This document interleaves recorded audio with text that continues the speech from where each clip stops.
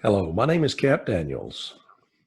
Today I'll be reading from I Am Gypsy, the heartbreaking tale of one sailboat's journey through life and Hurricane Michael. Published by Anchor Watch Publishing, copyright 2018, Cap Daniels, all rights reserved. This book is dedicated to the thousands of people who lost so much to the ravages of Hurricane Michael on October 10, 2018, in the Panhandle of Florida. Chapter 1, Tuesday. I am Gypsy. I was born in November of 1981 in Florida, the Sunshine State. I think it was a Tuesday afternoon when I first saw the sunshine, smelled the salt air, and felt the Gulf of Mexico welcome me into the world. I'm a sailing yacht. That probably sounds a little pretentious, so just think of me as a boat instead of a yacht. After all, there's nothing shameful about being a boat. I'm rather proud of being one. Or, more correctly, I was proud of being one. Let me tell you about my life, and especially about how it ended on a Wednesday. I remember now. It was definitely a Tuesday when I splashed into the water for the first time. I didn't know anything about the world, and all I knew about people was that they had created me. It all started in the brilliant mind of a guy named John. He's the man who dreamed me up and drew the first sketches of me. Those sketches became detailed drawings and plans, and then a bunch of men, and a few women too, went to work molding fiberglass and laying my keel. There had been 280 before me who looked almost exactly like me, but I was number 281. I heard a rumor once that I was the middle child because they made about 250 more just like me after I was born. So I wasn't anything special back then. But that all changed. Unlike orphan boats that sit in a marina or on a boatyard for months or sometimes even years before someone comes to take them home, I already had a home. Someone very special had been waiting for months just for me. In fact, it wasn't just someone. It was a whole family who'd been waiting for me. I think they were the first people I'd ever seen who were happy to see me. Don't get me wrong. The men and women who built me liked me well enough, but I was just a few weeks' work for them. You see, I was a production yacht. Boat. I learned later in life that there are custom boats built specifically the way an owner wants, with paint and interior picked out months ahead of time. That wasn't me. I was just a regular old boat. But to that family standing on the dock, I was a dream come true. The day I met my family was a great day. We had sea trials. I didn't know what sea trials were back then. Remember, I was just a baby. All I knew was that I had an instinct to go. Sort of like when a sheepdog puppy just knows how to herd the sheep, or when a Labrador retriever can't wait to bring back a ball. It was like that. I knew I was supposed to be out on the ocean and in the wind.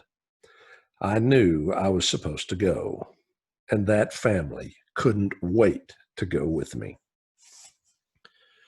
We motored out of the marina, and I didn't like that at all. The diesel engine was loud and hot. I remember thinking there had to be a better way to go than putting up with that hot, noisy, smelly diesel engine. And I was right. There was a much better way. After 30 minutes of turning me this way and that, backing up and going forward, I earned my wings. And my wings were a pair of sails, beautiful, billowing white sails that slid up my mast and the forestay and made me look like an elegant lady ready for the ball. When those sails went up and the diesel fell silent, that's the moment I was truly born. Thomas was his name. He was a quiet man, the kind of man who thought a lot more than he spoke. I learned those kinds of men were rare but far better than the kinds of men who spoke more than they thought. I liked the way Thomas seemed to want to work with me instead of trying to make me do things I didn't want to do. Even though I can't really talk, he listened to me. Thomas and I developed a language all our own. When I'd heel a little too far and my rigging would creak and moan, Thomas would shorten my sail and take some of the stress off of me. When I was unable to keep my sails from luffing, Thomas would turn slightly away from the wind so my sails would fill up again. He'd always pat my wheel and apologize for letting us get too close to the wind. That's a bizarre concept, sailing too close to the wind. We sailboats, and sailing yachts too, love the wind, but we all have our limitations. None of us can sail directly into the wind. Some of the fancy racing boats can sail a lot closer to the wind than I can, but I can sail about 30 degrees off the wind. If Thomas tried to sail me any closer to the wind than 30 degrees, I'd stand up, slow down, and my sails would flutter and stop making the lift I needed to go. That fluttering in my sails is called luffing. There are a lot of goofy words for things I do that don't make any sense at all. We'll talk about some of those along the way, but for now, I want to tell you more about Thomas. Thomas married a beautiful woman named Terry, and they made two of the most beautiful children in the world, a boy and a girl. Tommy was fun, but he was mean sometimes. He was one of those people who talked more than he thought, and we all know how I feel about that. The little girl was Tina, and she was perfect. She had her mother's blue eyes and blonde hair that floated on the wind. She'd giggle and point at everything that moved, and she loved the dolphins. So did I. There was something special about dolphins. They were smart and mischievous, kind of like Tommy was. They were so much fun to watch, and they seemed to like me too. They'd swim alongside me and play in my bow wake. That's the little waves I'd make when we were sailing. The water curled and twinkled in the sunlight. The waves weren't very big, but the dolphins liked to surf in them. And sometimes, when everything was just right, a dolphin would brush up against me just to say hi. And I loved that. Mine was a good life in those early days. I got to watch Tommy and Tina grow up, and Thomas and I taught them to sail. Look for the wind, Thomas would say. Point across the water. You can't actually see the wind. You can only see the results of the wind, but it's there. Feel it on your face and look up at the Windex. The rest of the world calls that little plastic arrow on top of my mast a weather vane, but not sailors. They call it a Windex. They have to be different. Yeah, Dad, I get it. Now let me drive. That was Tommy, of course. He never slowed down. Shh, listen. Do you hear that? Tina closed her eyes and aimed her right ear toward my headsail. It's talking to us. It needs our attention. She was the thinker and the listener. Before my sails luffed, they started making sounds they shouldn't make. In fact, sails shouldn't make any sounds when properly trimmed. Tina could hear them complaining before they luffed. Bear away from the wind, Tommy. Tina pulled at the wheel. No, shut up. I'm driving. Yep, that's Tommy again, but hey, don't get on his case too much. He was just a boy, and boys do dumb stuff like yelling at their sisters and never listening when they should. And they always want to do it their way. Maybe Tommy would grow out of doing dumb things, but I hoped Tina never changed. They spent almost every weekend with me. We'd sail someplace, drop my anchor, and other than actually going, that was my favorite time of all. They would cook and eat and laugh and talk about things. They all had dreams. Thomas wanted to retire and move to the Cayman Islands. Who doesn't? Terry's dreams were different. I never remember her talking about what she wanted for herself. Her dream was for her children to grow up and be happy, healthy, and successful. And of course, to have families of their own. She wanted things for other people, but not for herself. What an amazing way to think and feel and be. Tommy's dreams won't be any big surprise. He wanted to be a race car driver. Hey, look at that. Race cars spelled the same backward and forward. There's some crazy non-sailing related word for that. Give me just a minute, and it'll come to me. Wait, it's a palindrome. I knew I'd get it.